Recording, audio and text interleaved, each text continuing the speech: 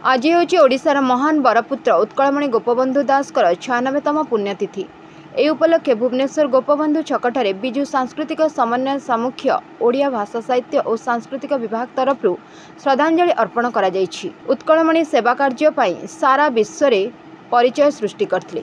ठीक अच्छे समस्ते किंतु जानतु गोपबंधुकर कार्यकलाप गोपबंधु जहाँ कर आज भी भारत वर्ष एमती महापुरुष कहीं जन्म ही ना ना जन्म हो पारे किंतु आम समस्ते किसी ना कि समस्त मन भर हृदय भर अच्छी जेहेतु आम गोपबंधु को मन पकई आज आम कलाकार हिसाब से किसी आज आज अर्घ्य ढाली माल्य अर्पण कर महान बीजेडी सांस्कृतिक समन्वय सामुख्यर राज्य संयोजक हृदय ओडिशार समस्त जनजीवन हृदय गोपबंधु हजि जाई पारे। गोपबंधु हेले ओडिशार आत्मा तेणु तांको उत्कल मणि कहुई। उत्कल आज ओडिशार परिणत होती आज से ओडिशार मणि कहले अत्युक्ति हे ना।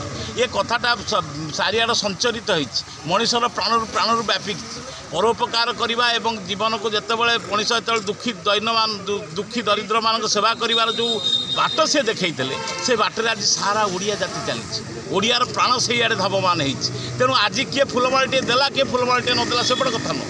बड़ कथा है ओडिया जाति प्राण में ये जो प्रकार मार्मिक वेदना रही मार्मिक अभिव्यक्ति रही तार परिस्फुटन होता आगामी दिन में आहरी जोर हम सती युवक प्राण में ओडिया युवक मान प्राण में गोपबंधु दास अच्छा रे युवजाति ओडिया जाति प्राण में गोपबंधु दास केवे लिखे नहीं। भारत रत्न गोपबंधु दास बड़ कथा नुहे। बड़ कथा है गोपबंधु दास जो कार्यक्रम कर भारत वर्ष वितरण करवा।